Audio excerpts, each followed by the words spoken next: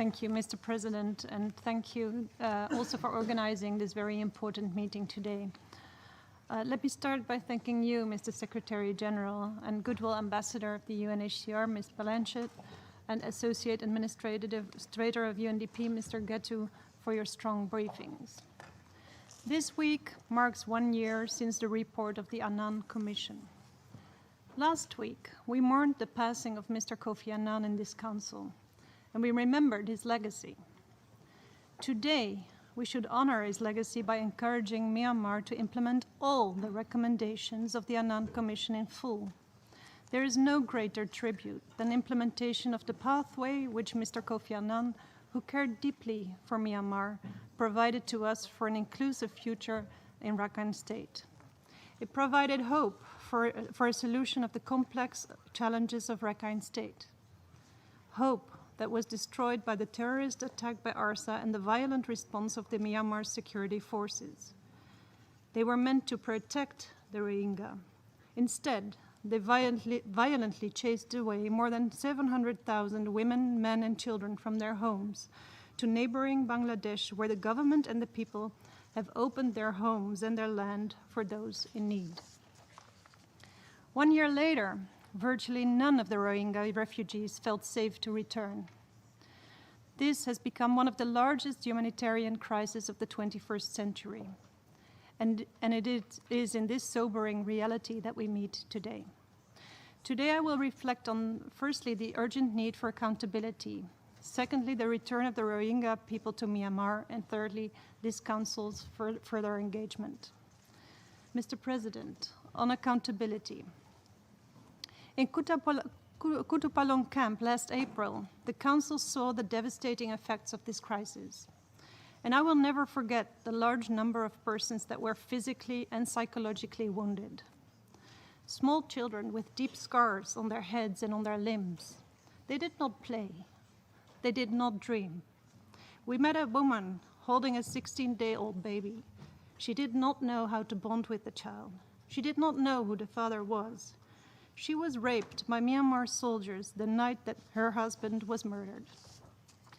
And this was not an isolated incident. Sexual violence perpetrated against Rohingya women and girls was used to instill fear in the Rohingya to force them to flee. The effects of these horrendous crimes will last for generations. And justice is not only a means to ensure that Rohingya feel safe enough to voluntarily return to their homes in Rakhine State. Ensuring accountability is an end in and of itself. The report of the independent fact-finding mission of the Human Rights Council highlights the need for prosecutions for crimes against humanity, war crimes, and genocide, and to hold those responsible to account. The shocking findings of the fact-finding mission's report need follow-up and should be included in legal procedures to establish accountability. The Myanmar authorities announced the formation of a commission of inquiry. While we are encouraged that Myanmar takes a step towards justice, intentions are only meaningful when followed by concrete steps towards full accountability. And it is up to the Myanmar government to show it meets the standard.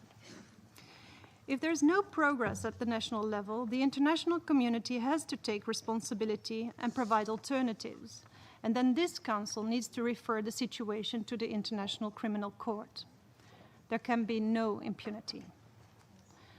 Mr. President, my second point is about the safe, voluntary, dignified, and sustainable return of the Rohingya people to Rakhine State.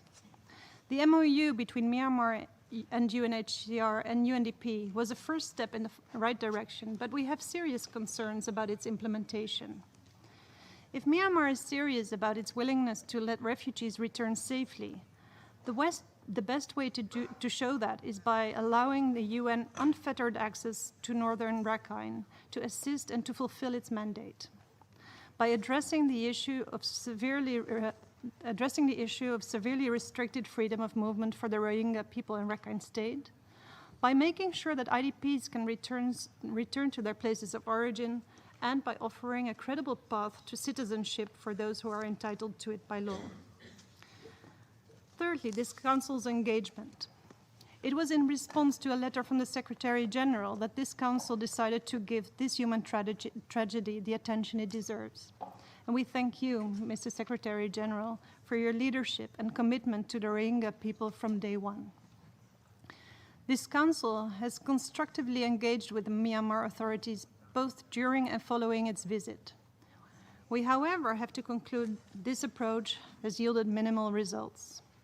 I hear a call for patience, but time is pressing.